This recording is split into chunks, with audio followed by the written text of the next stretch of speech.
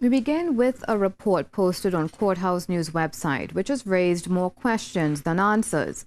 In the article written by Arvind Temkar, it says investigators from Trinidad and Tobago are planning to subpoena Google for email records in the Emailgate matter. The Integrity Commission of Trinidad and Tobago, Temkar reported, sued Google on Monday in federal court, seeking assistance in the discovery of the emails involved in the Emailgate scandal. It also stated that the commission is investigating the Prime Minister, Kamla Persad-Bissessar, and other government officials. The Integrity Commission is represented by Gina Durham with DLA Piper. CNews contacted the communications manager of the Integrity Commission, Mervyn Critchlow. He said he didn't know about the matter. Well, joining us now, there will be more time for discussion on the Constitution Amendment Bill 2014 before it's debated in the Senate. So says the Prime Minister, Kamla Persad-Bissessar. The Prime Minister made the comment while speaking at the opening ceremony of the Diego Martin Highway Expansion Project earlier today.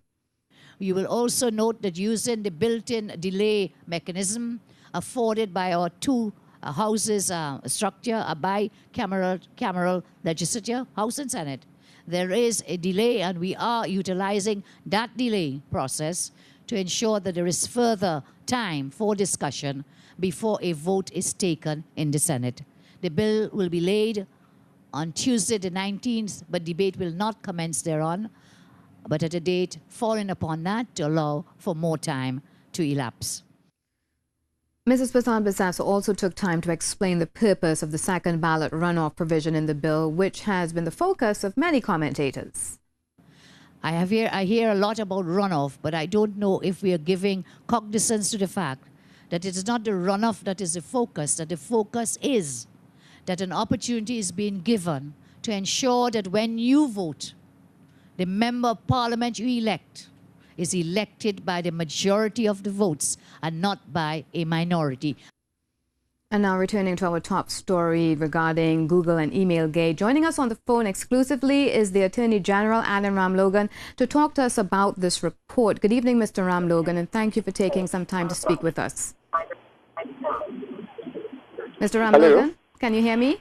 Hi. Yes, I'm hearing you loud and clear. Thanks. All right. Now, what can you tell us about this report? Well, I'm actually on vacation in the United States of America, but I did in fact read the report, and I welcome this belated development.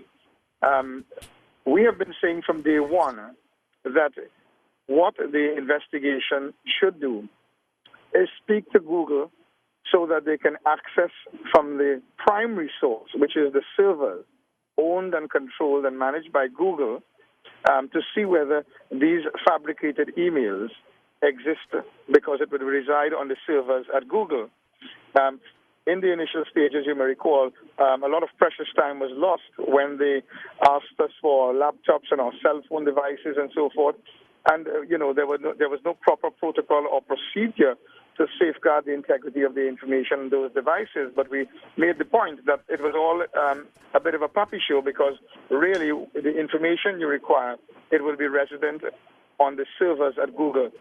I wish to publicly disclose for the first time that on the instruction of the Honorable Prime Minister, I have already in fact sued Google in the Supreme Court of California since early 2013, and I've been locked in a protracted legal battle with Google to force them to disclose information pertaining to mine and the Prime Minister's email accounts with respect to these false and malicious allegations that have been made against us. That legal case is in fact nearing the finish line and has reached a very critical and sensitive stage whereby my email account has in fact been searched by the officials at Google, and I'm awaiting the production order pursuant to the subpoena that we filed in court on Google. And that information, I've insisted, must come from Google in an official affidavit, which I can then make use of by forwarding to the Integrity Commission, the police service, and anyone else that matters. It is my sincere hope that the search which has been conducted on my email account and that of the Honorable Prime Minister's would in fact yield information that is relevant to this investigation and will in fact assist in vindicating us and clearing our names. The real issue is what Dr. Rowley must do when this backfires because the fabrication and concoction, the fraudulent emails that he has produced and documents he has produced in the parliament without bothering to verify or ascertain the bona fides of it. The question is, would he resign as leader of the opposition and as member of parliament when this backfires? Because there is absolutely no truth to these allegations. Thank you so much, Attorney General Alan Ramlogan. We do appreciate you taking the time to speak with us. That was him speaking on the announcement that Google is to assist with the email